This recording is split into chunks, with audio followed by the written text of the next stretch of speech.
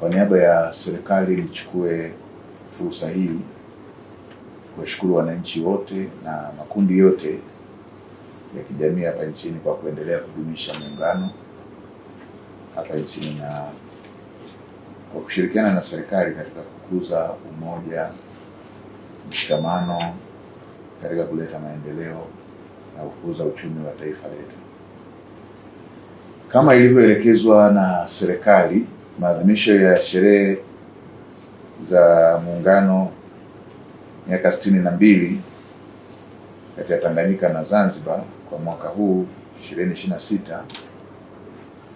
yataadhimishwa kwa kauli mbiu inayosema miaka 62 ya muungano, amani, umoja na mshikamano ni msingi wa maendeleo endelevu. Aidha, kauli mbiu hii ya maadhimisho haya inaonyesha ni kwa jinsi gani serikali ya awamu ya 6 inayoongozwa na Daktari Samia Suluhu Hassan, Rais wa Jamhuri ya Muungano wa Tanzania, inaweka mkazo katika umoja na mshikamano wa wananchi wa Tanzania kupitia makundi yote, yaani vyama vya siasa, vyama vya kiraia, viongozi wa dini pamoja na wananchi kwa ujumla. Maadhimisho ya sherehe za miaka 62 ya muungano yatafanyika katika ngazi za mikoa yote nchini na viongozi wakuu wa kitaifa watafanya shughuli za kutembelea, kuweka mawe ya msingi na kuzindua miradi ya maendeleo. Aidha, kwa upande wa wakuu wa mikoa imepangwa pia kufanya shughuli za kutembelea, kuweka mawe ya msingi na kuzindua miradi ya maendeleo pamoja na kushiriki katika shughuli za usafi wa mazingira, kupanda miti na kufanya maadhimisho ya michezo mbalimbali. Hivyo basi, serikali inaomba wananchi kushiriki kwa pamoja katika shughuli hizo ili kujivunia na kuweka sifa ya kipekee katika namna ambayo tutaendelea kuenzi muungano wetu wa Tanzania. Kwa upande wa Zanzibar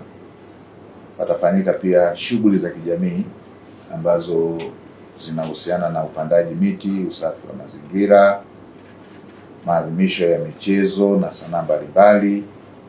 mashindano ya uandishi wa insha kwa shule za msingi na sekondari, kwa mahojiano maalum na wazee maarufu, midahalo, makongamano kuhusu muungano na hatua za maendeleo zilizofikiwa hadi sasa.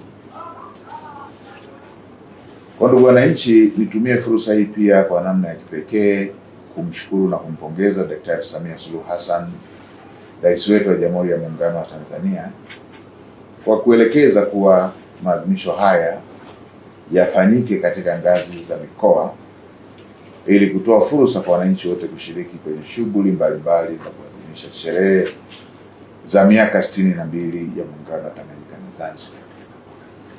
Aidha, namshukuru Mheshimiwa Rais kwa kuelekeza kuwa fedha ambazo zingetumika kwa kufanya maadhimisho haya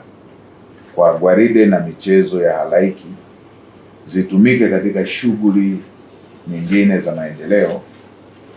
ikiwemo ukarabati wa miundombinu ya barabara ambazo kama tunavyojua zimeharibiwa na mvua zinazoendelea kunyesha katika maeneo mbalimbali hapa nchini. Naomba kutumia fursa hii kuhamasisha wananchi wote kushiriki ipasavyo kwenye shughuli za kijamii, midahalo, makongamano katika kila mkoa ili kujadili maendeleo endelevu yaliyofikiwa katika nchi yetu katika kipindi cha miaka 62 ya muungano. Aidha, nielekeze Wizara ya Ujenzi na Ofisi ya Waziri Mkuu TAMISEMI kuzibaini barabara zilizoharibika zaidi ili fedha hizi ambazo Mheshimiwa Rais ameelekeza zitumike kurejesha miundombinu iliyoharibika. Kazi hiyo ianze mara moja.